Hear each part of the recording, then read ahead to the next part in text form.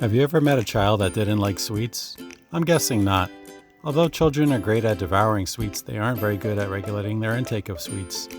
It usually takes a tummy ache before children start to slow down on their own.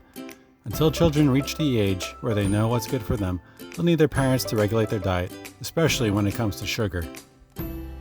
Monitoring sugar intake isn't reserved for Halloween night though. Sugar can sneak its way into a diet through many other forms other than candy bars and lollipops. One place parents often overlook their child's sugar intake is the juice they drink. The sugars found in juices can have adverse health effects when consumed in excessive quantities. Too much sugar can lead to malnutrition, contribute to tooth decay, or cause teeth staining. In addition to tooth decay, there could be some other rather unpleasant effects from overconsumption of juice, including diarrhea, flatulence, and abdominal distension. The American Academy of Pediatrics updated their fruit juice intake guidelines in 2017 for the first time since 2001. What they say about juice just might have you adjusting your child's juice intake. What constitutes a juice? As it turns out, just having a picture of a fruit on the bottle label doesn't mean the bottle contains fruit juice. Buyer beware. In order for a beverage to be labeled as fruit juice, the USDA requires that the contents are 100% fruit juice. That's a pretty straightforward requirement. If the juice was reconstituted from concentrate, the labeling needs to clearly state that fact. Reconstituted from concentrate just means that the water was removed for shipping purposes and then re-added for final packaging bottling. Reconstituted fruit juice makes it easier for the producer because frozen products will keep longer.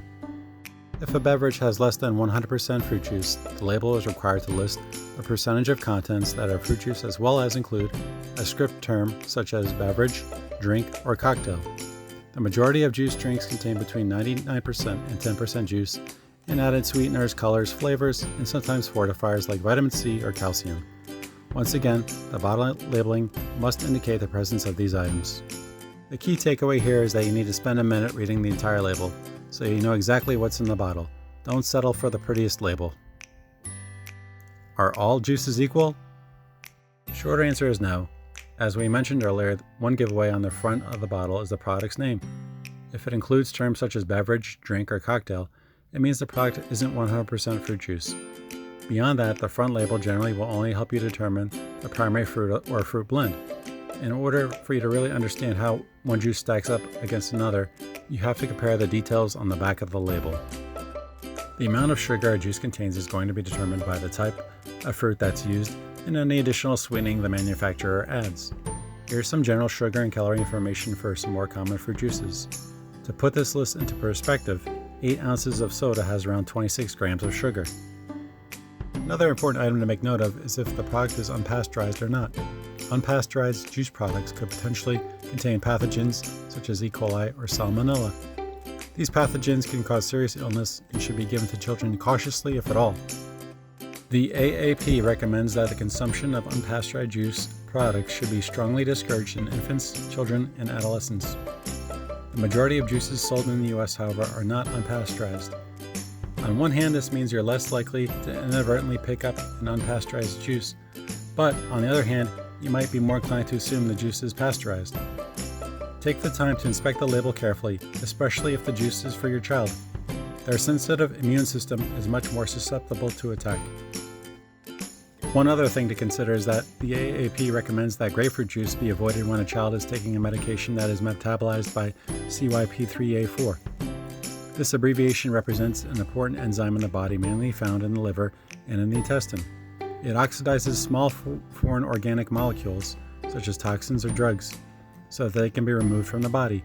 If your child is taking a medication and consuming juice, you may want to contact your physician or pharmacist to ask about any potential interactions between the two. The flavonoids contained in the juice your child is drinking may decrease the activity of several enzymes and transport proteins that are an essential part of certain medications. What's a healthy portion?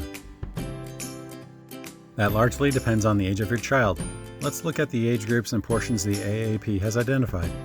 If your child is suffering from dehydration or diarrhea, though, the quick answer is no juice. Juice shouldn't be used as a treatment in either of those circumstances. Infants 1 to 12 months of age. The AAP recommends that infants 6 months and younger should only drink human milk or formula when human milk isn't an option. Optimally, juice should not be introduced into the diet of infants before 12 months of age unless clinically indicated. Toddlers 1 to 3 years of age. The AAP recommends that toddlers should be limited to 4 ounces per day. Furthermore, the AAP recommends that you avoid using bottles or sealed cups that will allow your child to drink juice throughout the day. Small children 4 to 6 years of age. The AAP recommends that small children should be limited to 4 to 6 ounces per day.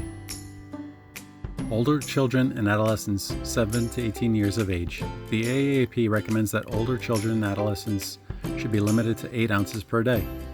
One 8-ounce serving equates to 1 cup of the recommended 2 to 2.5 cups of fruit servings per day. Eating whole fruit can make up the balance of the daily recommended servings. One added benefit to eating whole fruit is the intake of fiber.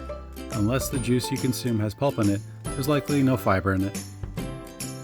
What's the best time of the day for juice?